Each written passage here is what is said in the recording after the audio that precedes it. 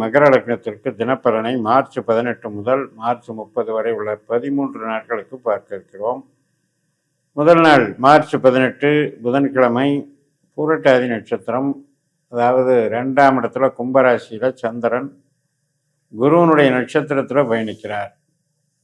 குரு நமக்கு 6ஆம் வீட்டு அதனுடைய சொந்த நட்சத்திரமான புனர்பூசத்திலையும் குருவனுடைய உபநட்சத்திரத்திலையும் சுக்கரனுடைய அந்தரத்திலையும் பயணிக்கிறார். வேலை மாற்றம் தவிர்க்க முடியாமல் இடமாற்றங்கள் ஏற்படுவதற்கும் வாய்ப்பு இருக்கிறது. வேலையில் டிபார்ட்மெண்ட் சேஞ்சஸ் அப்படின்ற மாதிரியும் சில அமைப்புகள் இருக்குது. வழக்கிலிருந்து விடுதலை ஆகிறது, நோயிலிருந்து விடுதலை ஆகிறது, இதுக்கெல்லாம் சாதகமாக. மார்ச் 19ஆம் தேதி வியாழக்கிழமை உத்திரட்டாதி நட்சத்திரம், சந்திரன் சனி சேர்க்கை பலனை தருகிறது. சூரியனும் அங்கே இருக்கிறார். சனியினுடைய நட்சத்திரத்திலையும் சுக்கரனுடைய உபநட்சத்திரத்திலையும் இருக்கிறார்.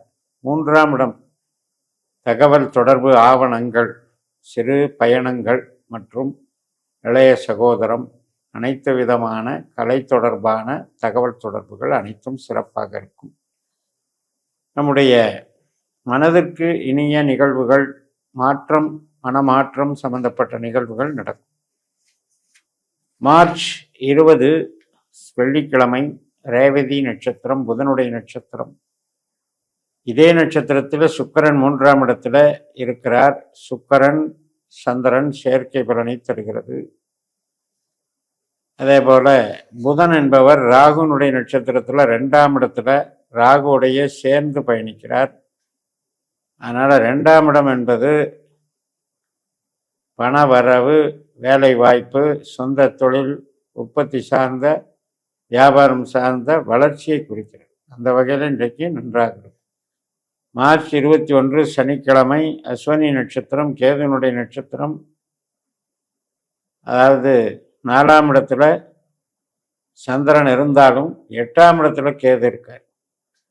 கேது என்ற நட்சத்திரமானது சுக்கரன், உபநட்சத்திரம் சுக்கரன் குருவனுடைய அந்தரத்தில் 6ஆம் பாவத்தை காட்டுறதுனால எதிர்பாராத சில உடல் உபாதைகள் வரும், எதிர்பாராத கடன் திடீரென்று வரும். அதே போல தான் எதிர்பாராத பகையும். உறவுகளில் ஜாக்கிரதையாக இருக்கணும். திடீரென்று ஏற்படக்கூடிய மனக்குழப்பங்கள், மனபேதங்கள், ஒருவருக்கொருவர் ஒரு ஃப்ரிக்ஷன் ஏற்படுது, ஒருத்தருக்கு பிடிக்காமல் போய்த்தது. மார்ச் 22 ஞாயிற்றுக்கிழமை, பரணி நட்சத்திரம், சுக்கரனுடைய நட்சத்திரம். சுக்கரன் புதனுடைய நட்சத்திரத்திலையும் ராகுனுடைய உபநட்சத்திரத்திலையும் இருக்கின்ற காரணத்தினால நமக்கு ஒரு டாக்குமெண்ட் சம்மந்தப்பட்ட ஆதாயம், பத்திரத்தை வச்சு பணம் வாங்கிறது, டிராஃப்ட் கொடுத்து பணம் வாங்கிறது, மூளை உழைப்பு சம்பந்தப்பட்ட வகையில் பண ஆதாயம் பெறுவது, இதுக்கெல்லாம் சாதகமாக. மார்ச் 23 திங்கட்கிழமை, கிருத்திகை நட்சத்திரம், இரவு 8:49 வரைக்கும் சூரியனுடைய நட்சத்திரம். சூரியன் சனி நட்சத்திரத்தில் சனியோட சேர்ந்து இருக்கிறார், சுக்கரனுடைய உபநட்சத்திரத்தில் இருக்கார். அதனால் இன்றைக்கும் ஈடுபாடுகள், மூளை உழைப்பு சார்ந்த ஈடுபாடுகள் சிறப்பாக இருக்கும். இளைய சகோதர வகையில் சின்ன சின்ன நெருடல்கள் ஏற்படும். சூரியன் சனி சேர்க்கை என்பது அஷ்டமாதிபதி என்கின்ற காரணத்தினால திடீர் முரட்டு சுபாவம், திடீரென்று படபடவென்று ஏதாவது ஒரு காரியத்தை செய்ய போய் அதில் ஏற்படக்கூடிய சிக்கல்கள். அதனால் விவரம் புரியாமல் அவசரப்பட்டு செய்கிறதுனால ஏற்படக்கூடிய தடை, தோல்விகளை குறிக்கிறது. மார்ச் 24 செவ்வாய்க்கிழமை, ரோகிணி நட்சத்திரம், 5ஆம் வீட்டில் சந்திரன் சுயபலம் பெறுகிறார். திருமண காரியத்துக்கு சிறப்பு, விரும்பிய வகையில் மனம் அமையும். அனைத்து விதமான சுபகாரியங்கள், தெய்வ காரியங்கள், வழிபாடுகள் அதுக்கெல்லாம் சிறப்பாக இருக்கும். மூளை உழைப்பு சார்ந்த பணிகள், குழந்தைகளோடு குதூகலமாக இருக்குதல், என்டர்டெயின்மெண்ட், இதுக்கெல்லாம் சிறப்பாக இருக்குது. உற்பத்தி சார்ந்த தொழிலுக்கு இன்றைக்கு மந்தமாக இருக்கும். மார்ச் 25 புதன்கிழமை, மிருகஸ்ரீஷ நட்சத்திரம், மாலை 5:33 வரைக்கும் செவ்வாயினுடைய நட்சத்திரம். செவ்வாய் 2ஆம் இடத்துல குருவனுடைய நட்சத்திரத்திலையும் சனியினுடைய உபநட்சத்திரத்திலையும் பயணிக்கிறார். அதனால் 2ஆம் இடம் என்பது பேச்சு,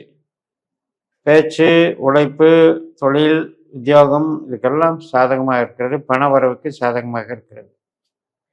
மார்ச் 26 வியாழக்கிழமை, திருவாதிரை நட்சத்திரம், ராகுனுடைய நட்சத்திரம். ராகு 2ஆம் இடத்துல ராகுனுடைய சொந்த நட்சத்திரத்திலேயும் கேதுனுடைய உப நட்சத்திரத்திலேயும் இருக்கிறது. புதனும் சேர்ந்து இருக்கிறது.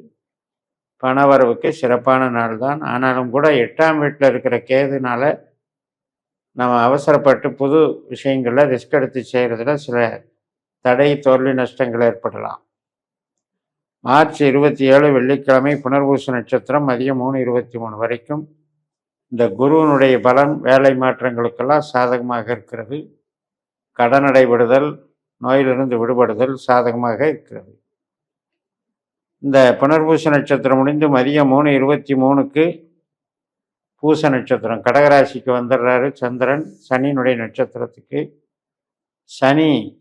சனியினுடைய நட்சத்திரம் மற்றும் சூரியனுடைய உப நட்சத்திரத்தில் இருக்கிறதுனால, சூரியனுடையும் சேர்ந்து இருக்கிறதுனால 2ஆம் இடம் என்பது அரசு சம்பந்தப்பட்ட உதவிகள் வாங்கிறது, பணத்தொகை வாங்கிறது, மற்றும் நமக்கு பெரியவர்கள் சம்மந்தப்பட்ட வகையில், தந்தை மகன் சம்மந்தப்பட்ட வகையில் பேச்சுவார்த்தைகளை எல்லாம் கொஞ்சம் கவனமாக கையாள வேண்டும். தேவையில்லாத வாக்குவாதங்கள் ஏற்படும்.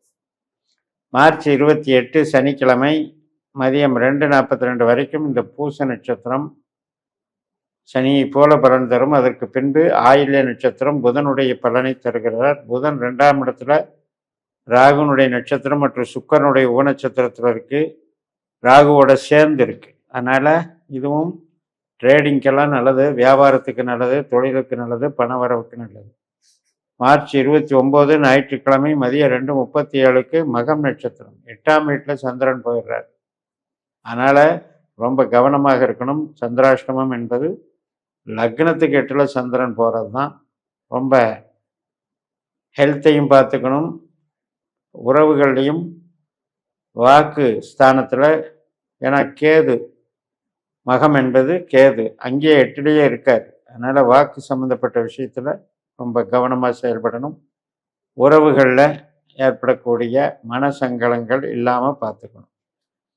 மார்ச் 30ஆம் தேதி திங்கட்கிழமை மதியம் 2:47 வரைக்கும் இந்த மக நட்சத்திரம் 8ல் சந்திரன். அதுக்கப்புறம் 8லேயே சந்திரன் பூர நட்சத்திரத்தில் போவார்.